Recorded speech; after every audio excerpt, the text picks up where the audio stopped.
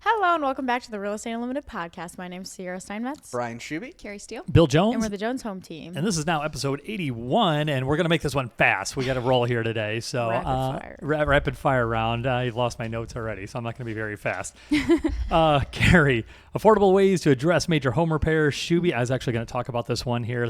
Half the MLSs now gone. I know this doesn't mean anything to like miss the general public, but it fits right in with our Compass and Redfin and Zillow and all that nonsense stuff too. Sierra, what are we doing? Moving to Detroit? Yeah. Are you telling us something? Maybe. No? Yeah.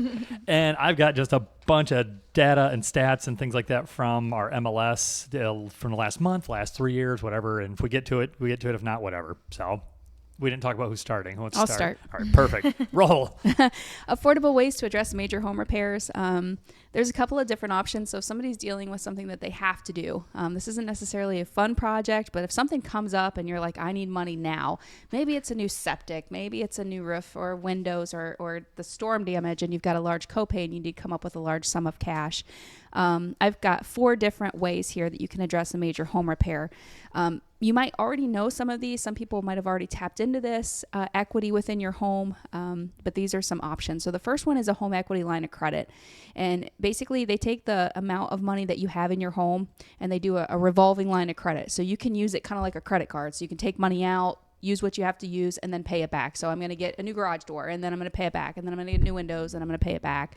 Most of those usually have a variable rate, but check with whoever you have your house through, whoever your mortgage is through, or whoever your bank's through. Check with them first and ask them what their options are. Because there are a couple of different options, and depending upon what you're doing with your house might depend on what type of product that or service that you need for that. Which I love about repair. those. They don't have those, like a more regular mortgage has that amortization schedule. You're getting just hammered on interest up front. So those are, I'm no finance person, but I think it's just revolving like a credit card base. So you can just pay it off. So you're not getting front loaded with all that interest on, and variable, on those type. Variable could be good or bad. It just depends on, your credit and things like that. The fixed home equity, which is a fixed line of credit, that's basically just a second mortgage. So you're getting a lump sum. This is good for if you know exactly what you need. So like we need a new roof. This might be the option that we do because we know we can get $25,000, $30,000. It's going to be 5, 10, 15-year payoff at 7, 8, 10% interest. Why is that a better option? Because if you are financing through 1-800-roofers.com. I don't know. I'm just making up a company. Those are usually not very good interest rates. ABCroofersomething.com. They might be at like 29.99. Yeah. Or like your big box stores. They're going to be I think that's most of the time what they are. 30%. They're like full-blown credit card interest rate most of the time. Right. And then not only are you already struggling to make that payment, but now you've got high interest on top of that. So this fixed home equity can be really good because not only do you get that full amount up front, but you're getting that fixed monthly payment. So even if you can afford to pay more, so let's say you can get $500 a month, but you can afford to pay $800, go ahead and pay that $800 and get it paid down sooner and then get that paid off. And then when you do need it again, it's available to you. Right. Home improvement or consumer loan. This is probably a secondary option to going to your big box stores because you can do a home improvement loan for a big product like windows or a roof, but those interest rates are going to be higher because it's not collateralized. Like they don't use your house as collateral. In other words, it's like an unsecured loan, just like a credit card. The difference is with it being a consumer loan, they're usually a little bit better interest rate than if you were to go to like the big box stores. Right. And again, I'm not a creditor either, but just my years of experience in using things like that. Just life in general. Is it's generally more affordable to do something like that if you have even decent credit. You don't have to have perfect credit, but the better your credit, obviously, the better your interest rates. And the other cool thing about this is it's faster approval and then shorter term. So if you don't want to do a refi or you don't want to wait 6 months for somebody to come out and collateralize your house, you can just say, I need 10 grand now. They run your credit, they pull your check, you give them your information, and now all of a sudden you've got 10 or 20 grand in your account. So that could be really good for something like a quick roof fix. Cash out refi. This replaces your existing mortgage with a larger one. Right now in this market, I wouldn't recommend people do that unless they have to. Yeah, what do we just say? Interest rates are averaging 6.5% or better? You're more than likely probably locked in at something better than that. Unless you bought a couple years ago and you had a higher interest rate, if you're able to buy down the points or something like that, or you've got money to put down to buy that interest rate down. Otherwise, you're looking at cash out refinance. but people typically do this for large, like if you're going to put an addition on your house or just refinance it in general, or maybe you need money for something catastrophic, or kids went to college and some balloon payments due, those kinds of things. It's one of those last ditch efforts to get money out of your house. I've heard the reasoning with that is if you got a bunch of credit cards at 29.99% interest rate. So maybe it doesn't make sense to blow up your 4% for 6.5%. Sure. But if you got a bunch of 30%, put that into there, makes sense then. Yeah. So just don't keep rinsing and repeating. Don't keep using that credit card. So nope. So that's it. I mean, I went pretty quick, but there are some options. Always rate search. Always talk to your lenders. I recommend not going in online and typing something in, because you're going to get 40 phone calls in the first day of lenders that are just trying to get your business. I would try to quietly do as much research by just picking up the phone and calling your bank or your creditors and saying, hey, what products do you have if I want to do XYZ, and see what they have, and then rate search. The one little trick I've learned with it, if you do a incognito search, and just start searching stuff like that versus but they always want your information right away. Well, I always just put Bill's email. Yeah, just put my email address and phone number in there. That's why I get all those calls. All I have for today. I don't know which one we're going to, I think we might end up going with. What option we going with? We might go fixed home equity credit. Consumer loan we could do, but we might end up doing an entire new roof instead of just one portion of the roof. So if we were only going to do $5,000 or $10,000, we might just pay cash and not finance it at all. But if we're looking at $28,000 to $32,000, that's a lot of money. We'll probably just do a loan and then make a couple lump sum payments on that, get it paid off. That's the stuff you want to plan for or whatever, but it's still just so hard to okay, I got to pay the bills. And use your own money. If you have money in an account, you don't want to just take $15,000 and throw it at something and be like, I'd just rather let that sit there and cook. And we talked to, that's not fun. A roof is a necessity. No. You have to have it, but it's I'd rather do something else, whatever, kitchen, bathroom, go on vacation. Not keep it in the piggy bank. But then you get that bill that comes due for $30,000. I don't know a lot of people that just have $30,000 laying around to do that with. So cool. All right, Sierra, we're going to Detroit. Sure. You want to jump on there? All right, what are we doing? Okay, so if you are looking to move to Detroit, return to Detroit, if you already live in Detroit, you could apply for this program that is being started. It is through Move Detroit, which is a coalition of more than 50 different organizations. It's backed by all those organizations, the city. I think they even said the owner or the creator of Rocket is in partnership with this program and everything. $15,000 for the house? Yeah, so you can get $15,000 in housing assistance or business growth assistance. So either or there. And then if relocation costs apply, you can get another $1,000 towards that, which is being provided by this coalition of everything. So this can be for new, returning, existing Detroiters. They're just trying to get more people to put roots down there. They have had a steady decline in population for decades. 2024 was the first time since 1957 that the city saw an increase in population. So since 57? Oh, the Lord. weather, they have the weather going against them too. It's just not the economy, it's also the weather, because Detroit gets hit with everything. Oh yeah. But what are they, again, probably getting too deep too quick here with this, but there used to be whole neighborhoods that were just sitting there vacant, or they bulldozed, or they were turning into farms and things like that. I don't know if that's still I obviously don't get to Detroit a whole lot. I don't know what's happening there, but I love the idea. I'd be curious to know how long you have to, if you stay there. How long do you have to stay there? So I don't know specifically for this one, but they also talked about in Tulsa, Oklahoma, they have a program similar, and you got a certain amount of money, but you had to stay for at least 1 year. And I think it said about 80% of the people that were awarded this program ended up staying after a year. So 313 applicant pool, that's pretty good. And so 313 people will get awarded, which is a callback to their area code of 313. So okay. Gotcha. And that's cute. Yep, and there'll be a total of $500,000 in benefits received by applicants. At least they're doing something, At least they're doing something. So we can all move the Jones Home team up there, get a business credit, get an individual credit. There we go. Yeah, how long do we need to stay? That's what I want to know then too. So yeah, that's what I got. Pretty cool. I think it's a cool initiative to take, and they're where's the money coming from? You said some of the Rocket guys were throwing money in. It's like a coalition of a bunch of different organizations. Okay. The guy with Rocket just happens to be a part of it. One of them. Okay. Yeah, it's more than 50 organizations altogether. So Yeah, I don't see any other big names or anything on there. So I wonder if Tiffin could do that. Who could we get to pony up a bunch of Bill Jones? The 419. We do it 419 people. So Each get $50. Yeah. Yep. Yes. Don't even ask about relocation costs. just get here. We'll bring the moving truck. Yeah.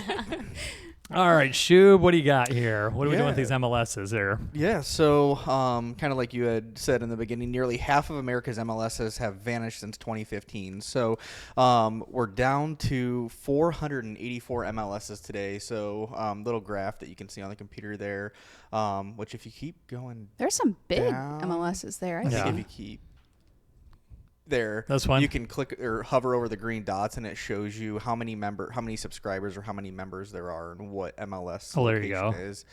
So the industry is clearly moving toward consolidation and fewer larger MLSs. So there's no consensus, but many leaders think the right number of MLSs. Well, I guess how many do you guys think there should be before How many should there be?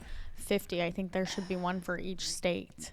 I mean, Okay. yeah. I think each state should have a statewide MLS. Or even just slightly under that for just kind of region areas because a place like Northwest Ohio can pull from kind of that whole area. But generally speaking, I would say a 50 is a very good place to I've heard start. of several arguments. A lot of them are like the Compass included are saying we should have one MLS, which creates just a huge monopoly that just doesn't do anything. They have no competition. They have no reason to improve. It just turns into another big government thing.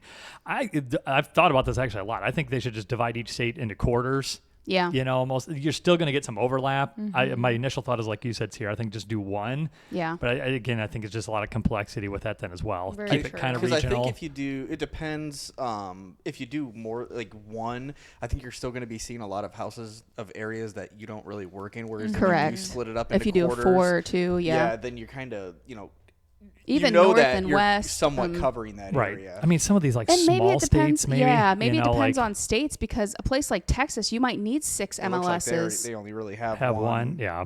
Or Florida, because the difference between Florida had a Jacksonville ton, to I Key feel West like. is I'm not going to sell a house in Jacksonville and Key West unless I'm Right. flying or have a boat or something. So yeah, I mean, if you just chop the panhandle off, chop the state in half, Yeah. kind of thing, something that would 3 would cover it pretty well. But So to kind of go back, What's the right then, answer, So Brian? yeah, so I want there's the not right really a answer. right answer. So kind of like what you said, Bill. A lot of obviously different companies have different opinions, but they're saying the right number is somewhere between 25 and 200. So That's which definitely is still half to a tenth of what we currently have. Yeah, Yeah. so Yeah. definitely not one though. I think there's really only one, which I think was Compass, that was really saying, hey, they only really wanted one. So brokers are pushing for efficiency, fewer systems, fewer rules, and easier multi-market access. But consolidation raises concerns about loss of local control and flexibility, which also, I guess, if there's only one and Bill Jones, has a problem and has to call the board, how long is that going to take to get a really response? Yeah, if they those don't sorts care, of if they're things. the only game in town, they're Yep. like, well, whatever, They I'll don't put them on care. the list. And Yeah, your 900th phone call back or something Right. like that. A national MLS keeps coming up, but most agree it's unlikely and potentially risky. The real battle is about who controls listing data, MLS versus large brokerages. So the bottom line, this isn't slowing down. Major structural change is still coming for most of the MLSs, but we'll see where we wind up. But I even look also- at. Go ahead. I feel like everybody's excited about this one. I feel like state to state, like I do agree that it maybe should be split up a little bit geographically within a state. However, how different should the MLS rules be in one part of a state than Yeah, it another shouldn't part be. of the It shouldn't state? be, Like, I but- don't think that is like a great argument of, well, then we can't have enough freedom and flexibility. What are we being flexible about? Like, Well, go back to the state of Ohio, if you would, and zoom in on Ohio specifically. And you can see the big bubbles and the smaller bubbles. Look at how many small MLSs that you would have to be a member of to like cross-reference some of the.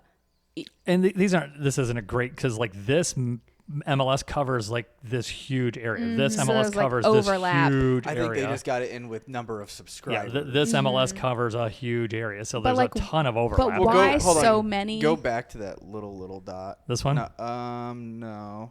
That one. 94 subscribers. Like, Right. what's the point? That's Yeah. like its own. Well, There's somebody literally less than 100 people there. yeah. right. Yeah. So same with the Ashland one. It was like 96. But like this one, this covers most of, this is like the Yeah, Cleveland. like Cleveland, that covers a huge Columbus, chunk. Cincinnati, Toledo. Okay, like major metropolitan areas, which even would make sense if you had 5. You literally so could you've got go Wheeling, Norris. West Virginia, or I guess it wouldn't be Wheeling because that's West Virginia. But if you had Marietta, Ohio, down in the bottom right corner, and then you had one for Cincinnati, that would cover like down to Portsmouth, and they would overlap down there at the bottom, and then in the Central Ohio, Toledo, and Cleveland. Yep. That would MLS be- now could literally do this quarter. Yep. Norris could do this quarter. Columbus might have to reach a little bit to do that, and then maybe Cincinnati. So 4 huge MLSs would cover the entire state.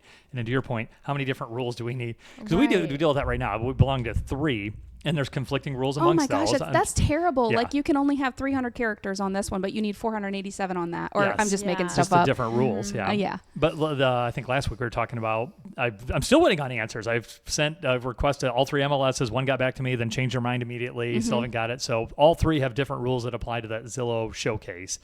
Or the clarity just isn't there. So to your point, Sierra, I don't know what we do. So one broker, it might have been that same article, I think he said his brokerage belonged to 7 or 8 MLSs.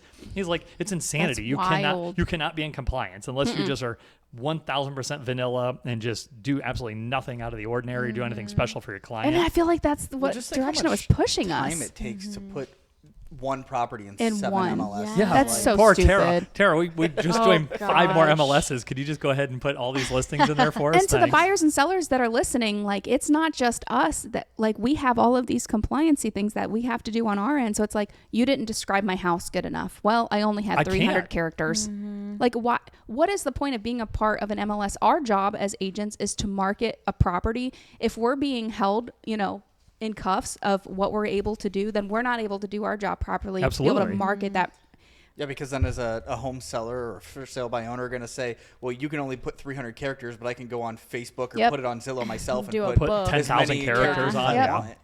Yeah. Well, you It's talked about that literally last our week. job Yeah. to market the property, and Yeah. we Yeah. have to withhold information. That doesn't make any sense. Yeah, And well- we're Especially when, paying like, for it. In one MLS, you can have 1,000 characters, and the other one's like 600, Yes. and you have to literally change your description Yeah. so that to like, highlight the most important And then your parts. client Yeah. says, why aren't you talking about my custom kitchen cabinets or whatever? I don't And have I room. I'm can't- sorry. I don't have room, Yeah. and that doesn't make any sense at all when you're trying to explain this to the consumer. Yep. Yeah. And Yeah, you because talked it's about not that. their job to understand that No, either. it's not. But it's like, No, just fix it. They don't care. They don't, I don't care what your stupid rules are. But Mm-hmm. like you said with the other thing, we need to, what's right for your client. Mm-hmm. So in that case, that's not right for your client. You want to be able to talk about their beautiful kitchen. I don't know why I keep talking about their cabinets, but they're cabinets, but you instance. can't. So. Because she'd be paid a lot for his cabinets, and he wants to highlight Right. the shit out of them. your shower glass that you're going to. Yes, yes. All right. Well, cool. So what was the right number? You never gave us the right number. I said they didn't. They What, just 50 said No, to you somewhere need to 400? declare what the official right number Yeah, is. they just you said brought the somewhere article up. between 25 and 200. So 25 you and 200. can take a guess. So if you said 4 per state, Yeah. That'd be 200. 200. If I could I would probably honestly go to what you said, Sierra. If you could just wave a wand and do what you want to do, 1 per state, Per and just call it state. good. But I think it'd be I better do to think do the 4. it'd be a little just like- too busy from a Yeah, you point get of on the trying to- MLS in the morning and Yeah. there's like 600 new listings. And it's yes. and one in And- your market. Yeah. that- Yeah, and it's probably gonna lag in all the things. You that many more people that are inputting listings and all that kind But of that stuff. you can easily solve with a getting filter, on- though. Even just getting on Norris sometimes. Like I think when I got on today, there was like 84 new listings. And it's Yeah. just None of like- them anywhere close to Yeah. the Yeah, markets they're you're like working all in. Toledo, Northwest yeah. Ohio would be a pretty big area, even in itself, if we had quarter MLS. Yep. And then But you it- start talking Cleveland Yeah. and Columbus where the populations are so much larger. But you can literally set up a hot sheet that says, I want to see Sure. homes in this That's market, true. and then you get your 12, and And you're that's good. just it. I think there would be like subcategories for all of us within that MLS, because obviously there would be new challenges if we did have if we Right. were all within one MLS or even 4 within a state. Sure. There would be new ways to get around some of those. We just don't know what they are. We're What it creating is, yeah, problems in well, our head yeah. before they Let's just exist. make more problems, I guess. So, all right, we don't have much time. I'm going to dive a little bit into numbers if I can pull it up here. Okay, so this is going back. So this is the Firelands market. So it's a pretty big area. This is like kind of our hometown MLS area. We do have some overlap with other MLSs, but this is that. So going back 3 years, you can go back 10, you can go back like 20 years, you can go quite a bit, but I figured 3 years was a pretty good spread. So sales price, again, if you're sitting on the fence, what do I do? Do I wait for interest rates to come down? Prices have continued, for the most part, to trend up. We kind of got hitting the shorts here the last couple months here. January, February, we're way down. So we're kind of on an upward trajectory from then. New listings, again, are kind of holding steady. If you go back to mid 24 was our highest. So July of 24 was our highest number of listings on the market. We'll go to close then too. We've actually are, again, coming out of a pretty bad slump. So if you're selling real estate and you've had a kind of slow 2 months, it's not just you. It's been the entire market has just been kind of not moving. But some of the other data I had, it looks like a lot of that we're making up in March. So March is up quite a bit. Again, if you're a seller, that's not what you want to see. That chart going up is usually a good thing, but in this, it's not. Days on market is quite a bit higher than what it was. The median is up there then as well. So it's going to take longer to get your home sold. What was the other thing? The month supply, again, was kind of trending up. Again, if you went back for 10 years, it was quite a bit down. I think they have a problem with their data. 'Cause I don't know how we went from that Straight to down. that. That's when we got hacked. Yeah, maybe, apparently. It Oh might have been gosh. something like that. Yeah. Not us, but the MLS got screwed up here. So there was a couple of them that had just a big old drop. So that's why I was trying to stick into that 3 to 5 years. Price per square foot, again, has been trending up. Again, if you go back 10 years or even max, it's not getting any cheaper. So if you're waiting to buy a home, can you time the market? Sure. Can you time the interest rate? Sure, you can try. But I just don't know that you're going to get the results you want, because the longer to wait, it seems like prices still trend up. Yeah. So Firelands again. So in March, we had 137 closed sales. That's up almost 12% year over year. So this March to last March. But again, I think a lot of that is just January, February were so slow. It's just dead. Yeah. That this March still doesn't seem like it's that on fire, I guess, then too. Average sales price up 5.2%. We're up for the number of homes for sale, up 10%, but we're still down a ton. Yeah. So if you look back for a year, and I could keep showing you numbers. I love the numbers, but nobody wants to look at stupid numbers all day. But overall, for the last 5-10 years, we still have a relatively low amount of listings. It's just up 10%. So has the number increased? Sure, but we're still down a bunch. Down a lot. Yeah. What was the other stat I kind of wanted to throw at you guys here then too? It was... Yeah, average days on market, we would talk about that, 77. That's up 30.5% from over a year ago. So the time it's taken to get your home under contract and sold is up over 30%. Sellers, again, you're going to wait probably an average of 2.5 months longer. So big picture, prices are up, inventory's up, days on market are way up, which again doesn't make sense because of prices and inventory's up, but it's also days on market are up. I mean, I had a lot of buyers. I think everybody did last year that the buyers were just so hesitant. Yes. Like it just drug everything out. Last year, everything that I had on the market just drug on, and it wasn't any fault They're of the not in a house, rush. the Yeah, they're not in a product, hurry. anything. It just, people were just nervous. That's what I have right now. And it seems Still like they're are. definitely a lot pickier. Or, they're more choosy than what they were previously. Right. Yeah. Yeah. So so the buyers that are out there they still have good money. They have the opportunity to buy, but they're not panicking. The sellers are still wanting 2021, 22, 23 prices. Yep. They're just not getting it. But the buyers, they're taking their time. They're exploring their options or not. But we still get those properties that fly off the shelf and have multiple offers. That does happen. But it's we're just stuck in that weird dynamic. Sellers still want 2021 money. Buyers aren't in that same kind of crunch to go run and buy homes now too. So I don't know. They maybe be if interest rates were down instead of up. So and we've beat that horse to death, but I don't have a crystal ball. None of us do. But I mean, do you guys disagree? I feel like if rates drop down to 4.5% tomorrow, there's going to be so many buyers come online. Yeah. That have And just sellers, because they're ready to move. The little sellers that are locked in an interest rate. Yeah. So there's going to be a bunch of new inventory, but I think a ton of new buyers are going to come rolling Rushing, in there, and you're just going to be buried trying to get these things bought. I Let's don't think do it's going it. to happen. Let's but do it. I'm ready. I'm ready for it too. Yeah, it's been so slow. I might move. Yeah, it's been slow. And we don't even have to offer $10,000 to move you here, if you just adjust the rate. But they are confirming the new guy into the my brain. I'm trying to hurry here. Whatever. The new dude's coming online here. I think his bold post is to drop interest rates. I think it is probably going to happen, but I don't think we're going to 4% tomorrow. So I don't know. They've been waiting for many years. We've episode 81? 81? Yeah, we've probably been talking about this since episode 81, 40. yeah, 81 episodes now. All right, so that's episode 81. I guess like, share, do all the things. Give us your questions. Let us know when you're going to buy a house. And when you're moving to Detroit, Sierra will help you. Talk to y'all soon. Thanks.